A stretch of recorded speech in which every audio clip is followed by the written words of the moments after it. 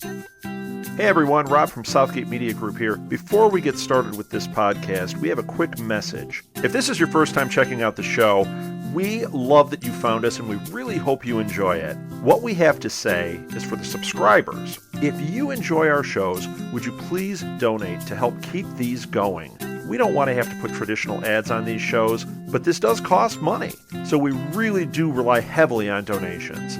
To make a donation to the show, please go to our website, www.southgatemediagroup.com. Go to the page for the show, and in the upper right-hand corner is a donate button. It takes you right to PayPal, and you can donate whatever amount you want. Thanks a lot for listening, everybody. And now, on with the show.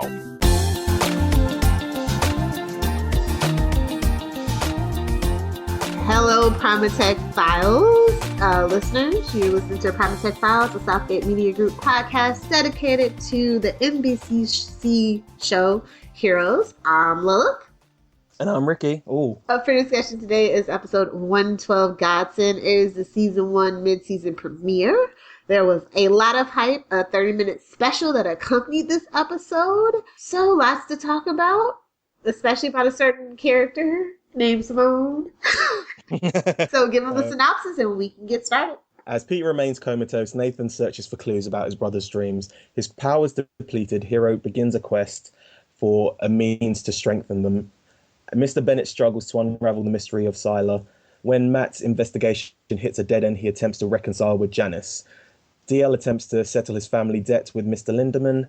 Claire goes to great lengths to win back her best friend. After finally accepting Isaac's duties, Simone embraces the quest to stop the explosion. Mohinder learns of Eden's death and has an unexpected visitor. An imprisoned Nikki begins her struggle against Jessica. And Peter awakens and meets a strange man from his dream. So we start 2 weeks after Peter collapsed outside the Odessa Sheriff's Department. He is unconscious in a hospital in Manhattan. And he starts having brief flashes of his visions. And curiously, Angela and Nathan are there to watch over him. They're actually trying to be a family. We're basically catching up with everybody at this point for a little bit. Nikki's in solitary confinement. Jessica has been acting out, and she's covered in bruises, and so are they. I like the fact that they didn't show it. They just implied that, you obviously know what happened, but you just see this guy, like, trying to be badass, like, trying to get her to do stuff, but at the same time, he's just absolutely petrified of her with his two black eyes. But yeah, I really liked it. And then, so she's getting to see her lawyer, and then, she finally is able to get out of her cell without, any kerfuffle. Yeah. We are then head over to Odessa, Texas, where Claire's watching a news broadcast about the Jackie situation. Claire's pretending like she doesn't remember, and HRG is looking relieved and happy, the duplicitous bastard that he is. Mr. Bennett then goes to observe Sila in his cell. He's drugged and incapacitated. He's full on Isaac at this point. All strung out, all pasty and veiny, yeah. Hate tells him that they've been trying to find the codon switches that identify his powers, but they're unable to identify any of them except for telekinesis. They have him on, what was that? Glycimerin or whatever. Yeah, I don't know. And he's like, they give him enough to kill an elephant, but he's still alive and they're no closer. Much to Mr. Bennett's chagrin, honestly. He wants to kill Sila for what he did to Eden, but they, quote unquote, haven't given him the go ahead. So, Sila has to stick around. Yep. Convenient plot point is convenient. Yeah. Oh, God. We see Audrey and Matt and an FBI SWAT team as they try to raid our good old, home offices of Primatech Paper Company. And they don't learn. They don't get anything. But yeah, anyway. Oh, my God. This was the funniest thing ever. They find bumpkins. And Mr. Bennett is just like, walks over to Matt and he goes, nice going. Oops. I loved it. Then at the Museum of Natural History in New York City, we see Hiro watching a video about Tyrannosaurus Rex eating a small dinosaur. He's looking for that damn sword. Yep. You love the sword. Come on. I love it in season 2. I really do. But this quest for it, it's like you shouldn't have overpowered Hiro so early, then we wouldn't have this problem. Yep. So anyway, Ando basically is mean. He criticizes Hiro for wasting time trying to find the sword because they only have 3 weeks until the explosion. Yep. Wow, 3 weeks. When there's 4 months left of the show. Okay. Hiro tells Endo that ever since he lost Charlie, his powers have grown weaker. He believes that the sword's going to restore his powers. And then we get the sword. We get the backstory a little bit about the sword, about Kinsei. So. And we also find out what the symbol means, at least for a bit. Whether or not it actually means that, but it's a mixture between, what is it, great talent and Godsend, the characters anyway. Yeah, I was just like, oh, you tried it. Yeah. In the hospital, Peter is still having those stupid visions, and then Simone shows up with flowers. Okay, really? Yeah, I know. Dude's flowers? Okay, whatever. No judgments. The thing about his about all his dreams are that they've all of a sudden got like number 9 in it, Christopher Eccleston. Yeah, right? Which was a huge deal because in 2005 was the New Who reboot, so it was a huge deal to get this dude. I thought it would have been better. It would have felt a bit more. It would have given more of a. I don't know. I think if they had put it in Fallout, it would have been a lot better because it would have made more interest for the premiere. Even though there was quite a bit of interest anyway. But you know, I think it just felt a bit tacked on at that point. But that actual storyline gets a little better though. Yeah. That was just kind of like, what? Wait, what? Especially when you're watching them back to back and you see one and then you watch the next episode and you just see these little clips inserted in of him just laughing on the street corner. Yeah. So he has like, doctors actually don't know what's wrong with him, and Nathan's like, apparently Peter's heart is like bad or something from all of this, and Simone looks at Peter and she's like, I wish I knew what you were thinking. And I was like, really? Oh no. Just ugh. Nathan tells you, just prior to collapse, and he said he felt it was because he was absorbing too many powers. She tells Nathan that Peter wanted to see the missing painting. And that sets Nathan off, of course. Because he blames her. He kind of is blaming her at this point because obviously she showed him the digital image, as she called it, which was actually a photograph after, he had destroyed it or at least blackwashed it out. And so they basically go off on their own little mission, their little side quest to Isaac's loft. Like, this is the cutest thing Nathan's ever done because he kisses Peter on the cheek and he's like, I love you. And I was like, oh, Nathan has a heart. It's really slow and you think, oh, he's going in for it. But then he just kisses him on the cheek. It's really funny. Then we cut to DL being a bad dad, can't make a peanut butter sandwich, doesn't know where anything is. Can't even afford proper plates, just giving it like a paper plate so he can throw it away afterwards. I like that whole kind of DL. At this point, I like the reversal of fortunes for like DL and Nikki. Like, it's obviously Nikki's the one who's in jail this time, and DL's the one who's trying to make ends meet. Yeah, I quite like it. And then he notices that Micah's face all busted up. Yeah. Jerks have been calling Nikki a psycho killer. Like, do kids actually really read the news? Like, really? Like, I know. Whatever. Convenient plot point is convenient. Yes. We need a button for that. But a man knocks on the door and Neo goes to answer it. It's Aaron Mowski. He works for Linderman. Mr. Linderman. And he's got the briefcase, and he's like, the charges got dropped against Neo, and Nikki's confessed, basically because what Nikki did. So they're kind of catching us up with that for people who were too slow in the uptake, I guess. He's like, no, Mr. Linderman, leave me and my family alone. He's like, I wouldn't count on that. So then we head back to the museum, and Hiro tells Ando about the stories of Kinsei. Yes. What we get that whole backstory, and I was just like, Hiro claims with the sword, his powers will return, and he'll be able to fulfill his destiny. And then he looks at Ando and he goes, "We're gonna steal it." I know, it's Hiro's really plays loose and fast with his morality at times, because for most of the part he's like, quote unquote, a good guy. I know it's a bad influence. And then this one, it's him just saying, yeah, we're going to steal it. And Ando's the one who's like, no, what? That was hilarious.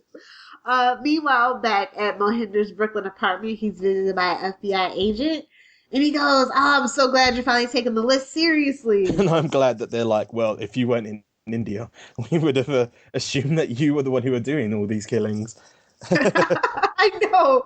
So he kind of explains about what the list is and about Siler. And then the agent tells Mohinder that they ran the name and it was clearly an alias, but they found information on Sarah Ellis, aka Keaton. Oh god. Logan is like, he tried to find her in Los Angeles, but he never met her. And I'm like, really? And the agent is like, are you sure? Shows the picture. It's long hair, don't care. He's like, he knows there's Eden and she lives across the hall, but she hasn't been home for a few weeks. And she's like, oh, she showed up at Lake Ramsey dead with a gunshot. Doesn't he say something like, the last time she called me, she said she was going to do something or something like that? And it doesn't sound suspicious at all. But anyway, they just let him get on with it. Back in a Primatech paper, Noah's talking to Audrey Hanson's supervisor from the pilot. The original pilot. Like, she finally shows up again. And she's, like, trying to apologize. Like, Matt tells her that Mr. Bennett, has silent in the building. Yeah. Thayer's just, like, trying to smooth this all over. And Parkman's just going off on the deep end. Like, really? Yeah. He tells Mr. Bennett he's not going to stop until he figures it out.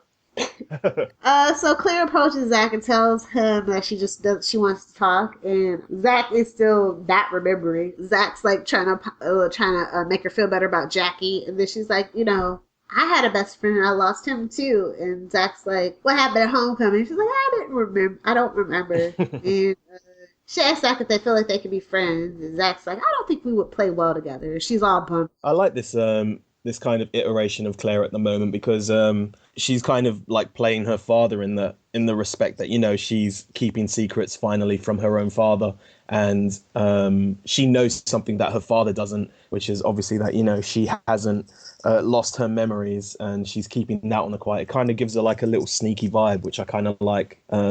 But then, we'll talk about the rest of it when we get there. So, yeah, sorry. Oh, it's okay. Yeah, I do like this, that they finally gave Claire something to do except for the Wolves plotline. So that's all nice. So we cut to Nikki, who's talking to her attorney. It's Barry Kripke from Big Bang Theory.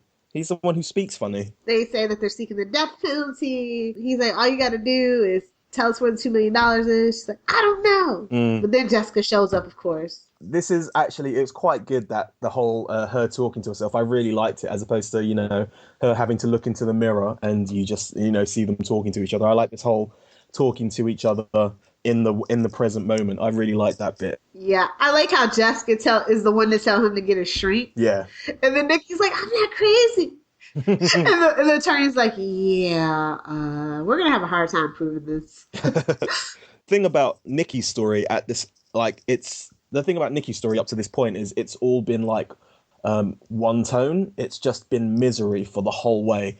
And even though, she's obviously, you've got this desperate woman who loves her son, and, she's kind of done what she's needed to do in order to protect him. There just hasn't been a change. Like, you've never seen them as like properly as like a loving family, like her and Micah, at least, because, all you ever see is like bits and pieces, but then it just goes straight back to misery for her.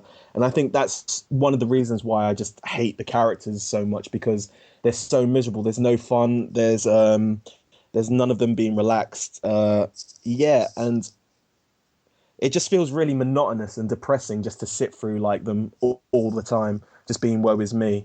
At least Claire kind of goes up and down. At this point, it's just been all the same way for the Sanders is. I totally agree, but I think that's why I actually ended up liking Jessica over Nikki, because like at least when Jessica showed up, it was like some fun, it was some action, somebody getting punched in the face. So like I tended to like at this point of the series, I kind of favored Jessica more just for that simple fact. Yeah, fair enough. Oh, we're back at the museum and they're like casing the joint apparently. It's just so suspect as well. Just really obvious. Hiro tries to stop time, but like it doesn't work. It's like all Smallville super slow at this point, isn't it? Yeah. Yeah, the second time he tries it, it's like with limited success, and he's just like, "Oh, that'll do." Yoink! I know. And doesn't it stand to reason that like he would be moving really fast, right? He'd be moving like really fast at this point, like super speedy kind of thing, and no one notices. But maybe he was just being that fast. But anyway, sorry. No, it was weird. It's a weird choice. But anyway, he gets it, and he runs into another room, and he turns around, and we see like a dinosaur. Yep, and it's the picture, isn't it? It was only a one episode gap between that picture and the reveal. Ando's like, wait, what? He's like Charlie runs down the street to find like Hiro, but then like once they get all settled, it's like replica, courtesy of the Linderman group. And I go, Linderman!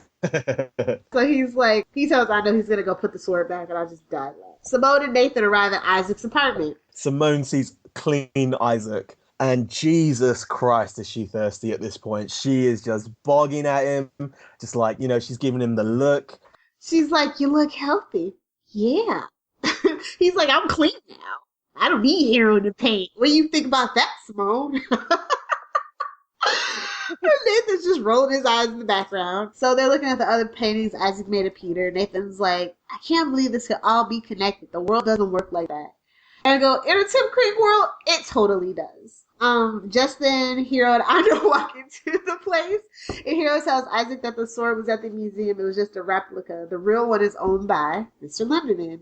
And Nathan's like, did you just say Linderman? And do it. Hiro says, and then it's Flying Man. Oh my god. It's just the irony of it all, saying like Nathan literally just saying the words, I don't think any of this is connected, and then everyone kind of converges on one point at that moment in time. Oh, it's great little timing. Claire's talking to the Haitian, and she's like, she still needs saving, and he's like, it's safe for now. And she's like, I want to talk to Peter. The Haitian's like, look, stop pushing your luck. He's being watched, you're being watched, everybody's being watched, lay low. And then he also mentions, their powers are something from God, which is, I don't know how much, I can't remember how much he goes into this over the course of however long he's in it, but it's a nice little opposing view to Suresh's pure science-based thing, the fact that, the powers are from religion or from a god. I'm kind of actually glad they stayed away from the religious aspect of it, because that can be very polarizing for a show. So Hiro tells Nathan about the explosion he witnessed in the future, and then he goes, hey, your English got better. He's like, I met a girl. And Nathan's like, yeah, I can see that. Oh, that was a cute exchange. What else happens? That's the villain thing. It is. That whole exchange. Like, I remember watching it, and I had to rewind it like 3 or 4 times. And this was during the time of like, because I think I was streaming it, and this was the time that it was really bad connections over here in like wherever I was watching it on, and to rewind it to that little bit took about 10 minutes for it to buffer up again. And I just remember having to watching it like so many times because I found it so funny. Oh yeah. Nathan and Hiro look at the exploding man painting. Nathan asks Hiro whether he believes a human being could actually cause an explosion. He goes, we both have powers, so maybe exploding man has powers too. Yeah, and also he makes I don't know why, but like obviously Nathan's like telling Hiro to keep like, that his, keep the flying man thing down. Like, and so, then but then, this guy's run into this place and literally just shouted your power in front of everyone. There's no point in trying to keep it a secret now, is there? Well, Hiro's a little hard to understand when he's excited. So, meanwhile, right after they said, he must be stopped, we cut to Ted Sprague somewhere in the Nevada desert practicing the explosions. I like that because it kind of puts it in the audience's head about where Peter will obviously get this power from, and so now you're just waiting for like when them two will meet, basically. So cut to Claire and Zach back at the abandoned refinery where they did her suicide attempts. And here we go again. Claire tells him, they've been here before, and he's like, are you auditioning for America's Next Top Model? I go, Hayden Panettiere is only 5'1". Stop it. Claire remarks that he said the same thing the first time as well. So she's like, just keep the camera on. And he's like, why are they making a recording? She's like, just chill out. And so she goes, this is Claire Bennett. As far as you know, that was attempt number 1. And I was just like, here we go again. See, at this point, I didn't know whether it was Claire being accepting of her powers or if she was just doing this in order to try and get Zach back. I think it was a little bit of both. Yeah. Zach made Claire better. Let's be real. Yeah, he was nice to have around. He was like her at Ando. Whenever she's on her own, she's kind of too much. I never liked any of her love interests later on. Like, I always just miss Zach. I liked the idea of the flying guy. It was 'cause too incestuous implication for me. Fair enough. DL and Micah go to visit Nikki in prison, and she just wants to hold Micah, and it's bad. This is all bad. It's typical Nikki. Sanders' story. Yeah. Like, the best thing about this, though, is, like, the guard comes at her, and she breaks it in half, and I'm like, holy crap. And then just stands there. I know, she's like, what?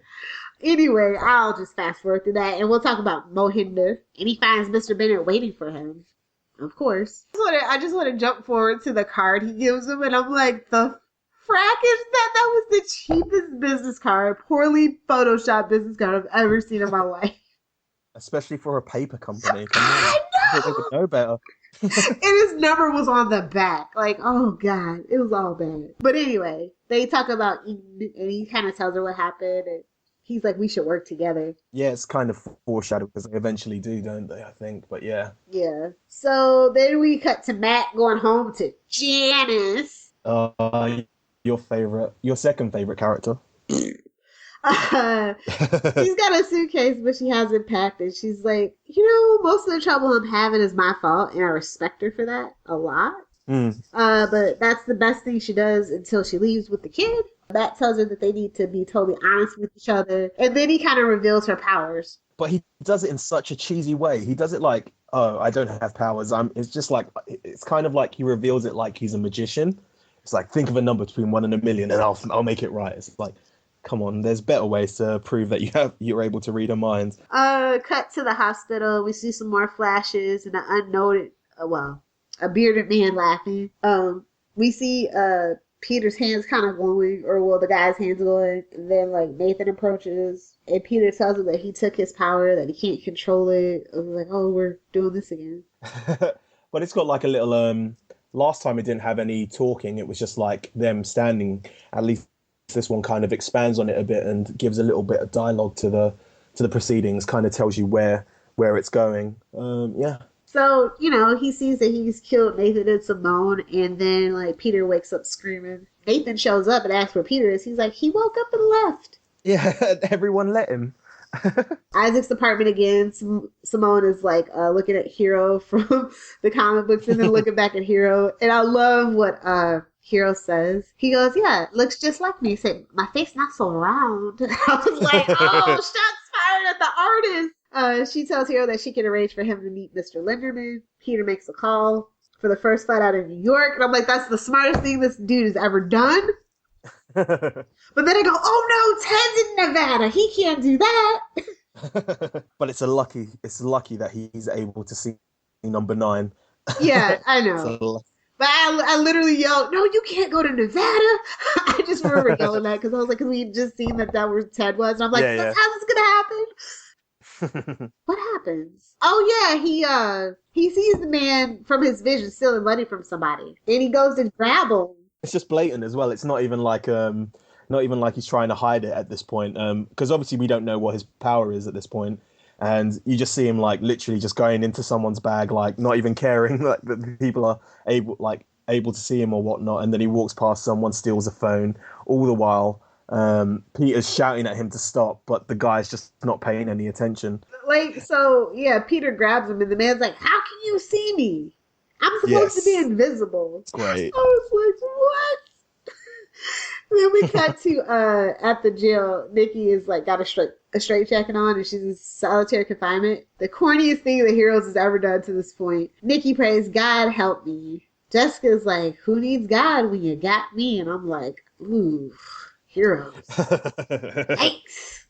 And then we get an actual epilogue. The thing about this episode is that it's apart from maybe Peter, everything else just seems like it's resetting. It feels like the beginning of like season 2, where it kind of everything, they're resetting the chessboard and everyone pretty much goes back to exactly where they were before.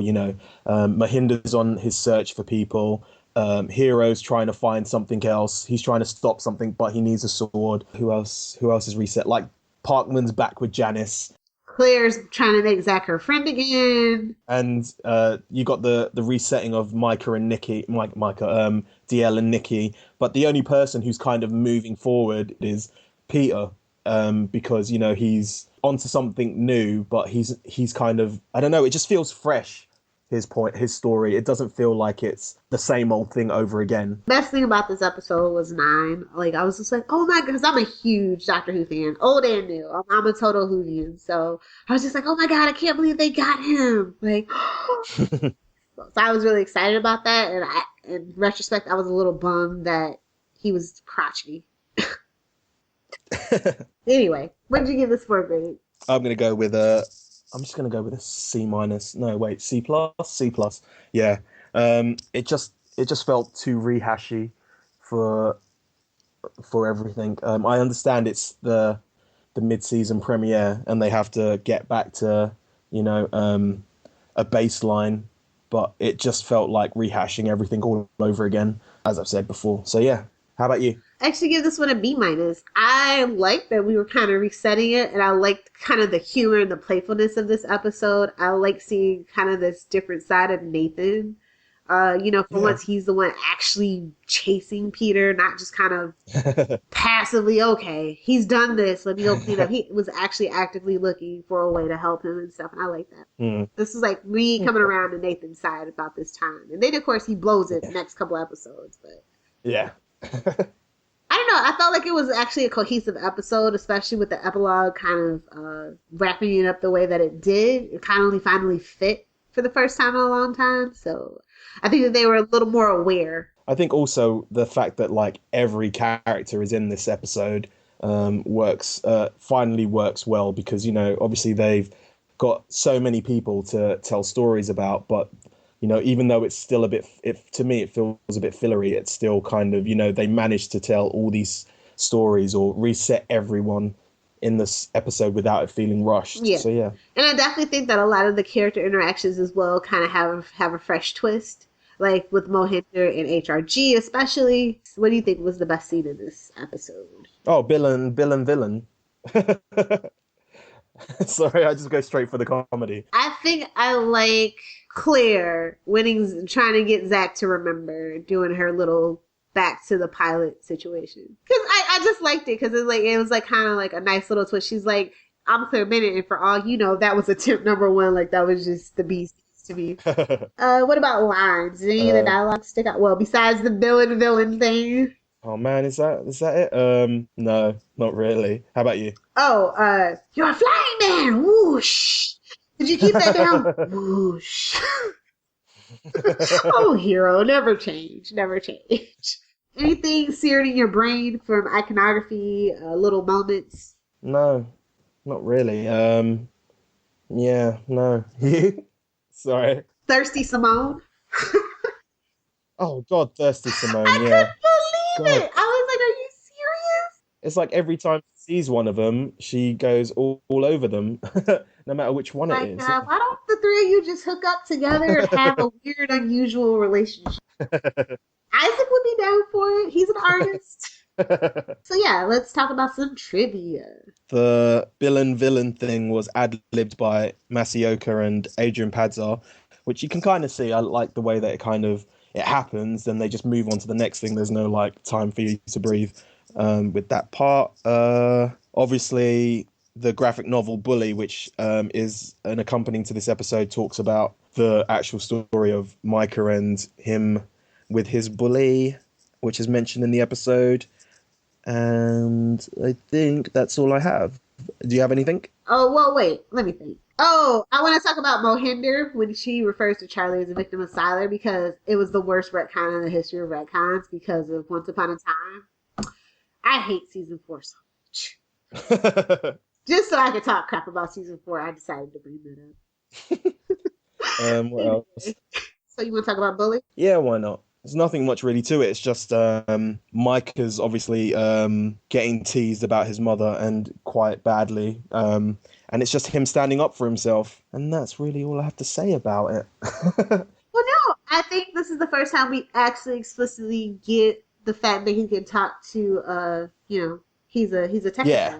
I suppose, yeah. Oh no, I was gonna say the story was by Chuck Kim, and of course the art was by Micah Goodnow. He always said he loved having a character in the show named after him, and like because a lot of people say that Micah's actually the one who looks most like the actual actor, and people always just kind of remember, is it because his name is Micah? He's like, probably.